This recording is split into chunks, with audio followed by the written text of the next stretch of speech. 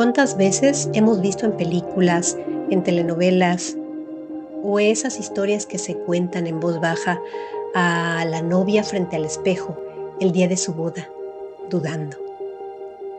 Imagínate, tú ahí, maquillada, radiante, hermosa, y de pronto no reconocerte. Ver en el cristal un reflejo que no devuelve alegría, sino advertencia. Una sonrisa que parece pintada, un velo que pesa como mortaja. Porque a veces el vestido de princesa no conduce al vivieron felices para siempre. A veces lleva directo a la horca. Como Lady Di, envuelta en tul y seda, radiante por fuera, devastada por dentro. Un vestido convertido en celda.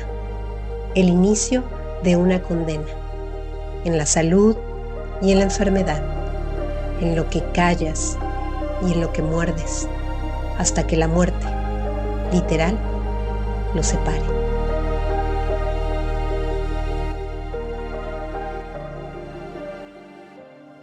En el episodio de Lancelot el papalote, les conté un cuento inspirado en mi mamá, en el fatídico inicio de su matrimonio. Lo vivió como una extraña, invitada a su propio funeral. Dudó antes, durante y después de la ceremonia. Para colmo, mi papá llegó tarde a la ceremonia porque estaba volando un papalote. Sí, llegó tarde a su boda porque estaba volando un papalote. Es absurdo, es ridículo, pero también era una señal. Cuando escribí Láncelo del papalote, entendí lo que mamá ya había intuido desde el primer día, que detrás de ese gesto que parecía ligero había un presagio. Esa cometa que se alzaba en el aire mientras ella esperaba sola en la iglesia era en realidad una advertencia, una promesa rota antes de empezar. El cuento hablaba de eso, de cómo a veces disfrazamos de anécdota lo que en realidad fue la primera grieta, de cómo hay matrimonios que empiezan torcidos, marcados desde el inicio, aunque nadie quiera reconocerlo. En mi cuento, la cometa no era solo un objeto, era un símbolo, era la huida, la evasión, la incapacidad de llegar a tiempo al compromiso. Y pensé mucho en ese símbolo mientras preparaba este episodio, porque la historia que les voy a contar es también de un matrimonio que empezó con una señal clara, solo que, a diferencia de aquella cometa que volaba en silencio, la señal de este matrimonio no fue ligera ni simbólica, fue brutal, violenta, definitiva. Kelly Ecker, 50 años, enfermera de cuidados intensivos, una mujer conocida por su calidez, por su sonrisa, lograba suavizar los pasillos fríos del hospital. Ese sábado de octubre del 2014 se casó con el hombre que creía amar, el doctor George Sampson, anestesiólogo, 54 años. Un hombre respetado, rico, dueño de una gran casa y de un arsenal propio de un ejército.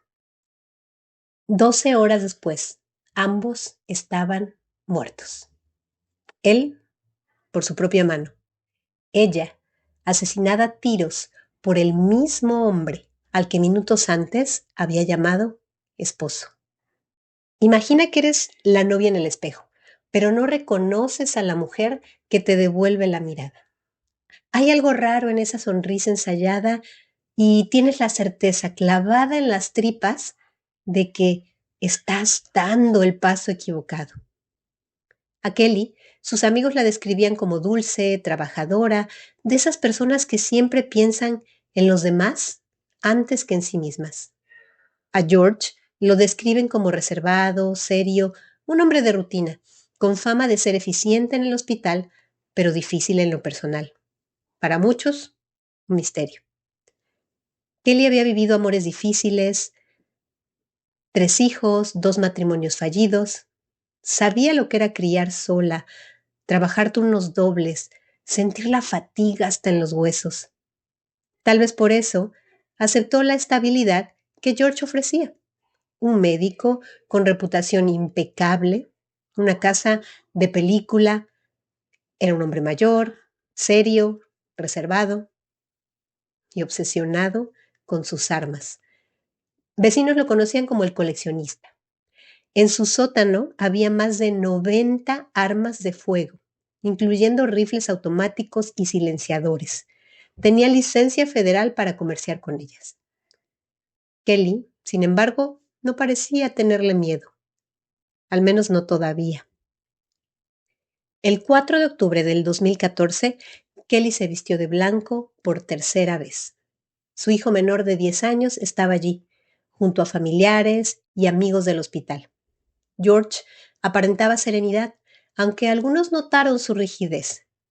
La recepción fue elegante. Entre música y brindis, George comenzó a hacer comentarios extraños. Algunos invitados recuerdan que hablaba de armas, de lo costoso que había sido todo para llegar ahí. Pero hubo una frase que quedó grabada, repetida varias veces. Si te casas conmigo, será hasta la muerte. Algunos rieron incómodos, otros pensaron que era un chiste de humor negro, pero Kelly se notaba tensa. A medida que avanzaba la noche, las grietas comenzaron a notarse más. Un invitado recordaría después que la pareja casi no se hablaba.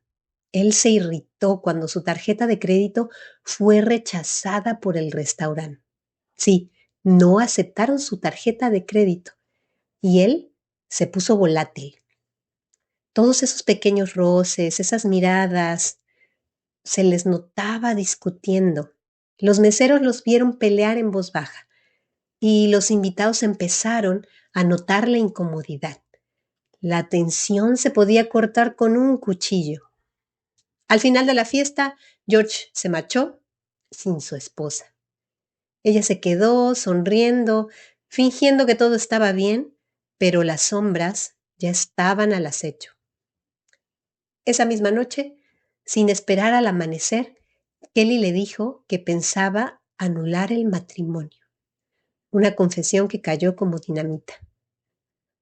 De la fiesta a la tragedia había solo un trayecto en coche. Después de la recepción, la pareja organizó un after party en su mansión. Invitados bebían, reían, sin notar que el ambiente se esperaba como muy espeso. Hubo otra discusión. Una invitada incluso le ofreció a Kelly quedarse a dormir en su casa, pero Kelly se negó. A la 1 de la mañana, el último invitado se marchó. Kelly quedó sola con George, con su hijo, durmiendo en una habitación, y con los padres ancianos de George en la planta baja. Un matrimonio recién estrenado, encerrado en una casa llena de armas. La discusión continuó, más fuerte, más directa. Kelly llamó a una amiga, después llamó a su madre. Les dijo que tenía miedo, que estaba pensando en irse.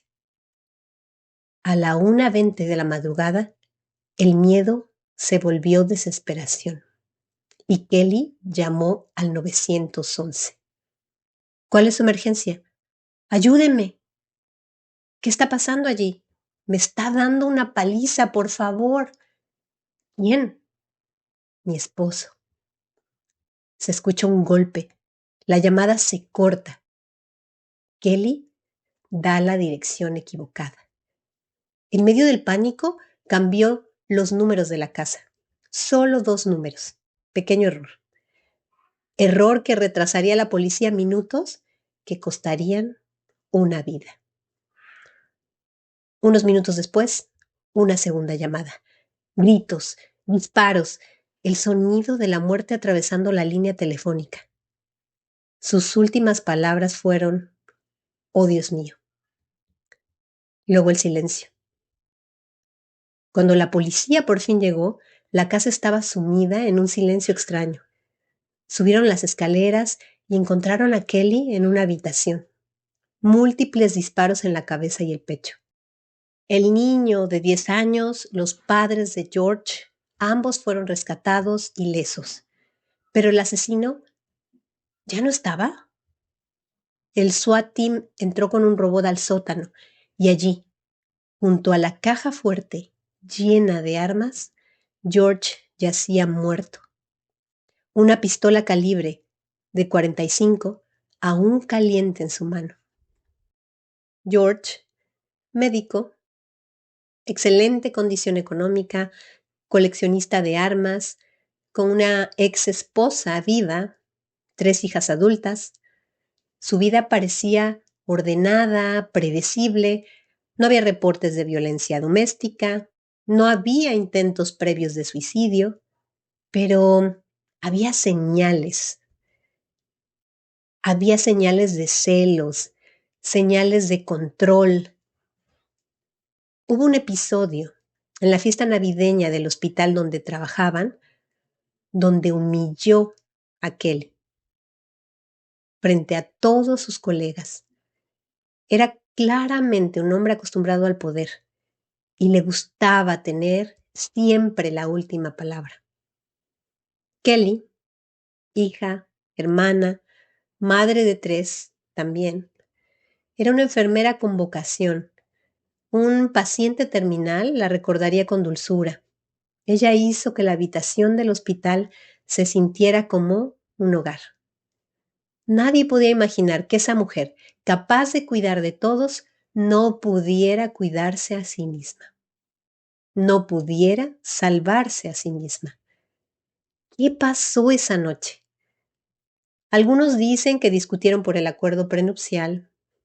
Otros dicen que la tensión venía de meses atrás de discusiones, malos entendidos, celos, intento de control. Pero la realidad es que la verdad murió con ellos. Lo único que sabemos a ciencia cierta es que George disparó y luego se quitó la vida. El matrimonio más corto de la historia. Una boda que terminó en autopsia. Al final, la historia de Kelly y George no es solo un crimen, es un espejo.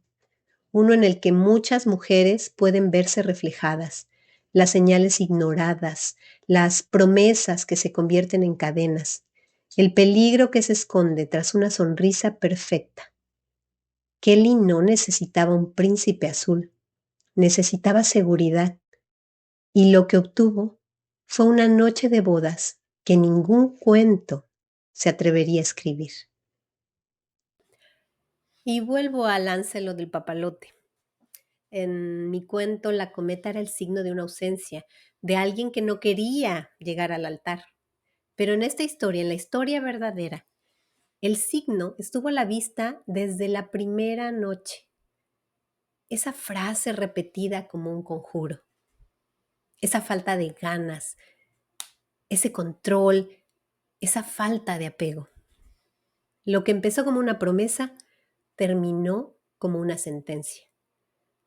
La boda más corta del mundo nos recuerda algo, que a veces el augurio no está escondido en un cuento, ni en un recuerdo, sino en lo que alguien nos dice de frente.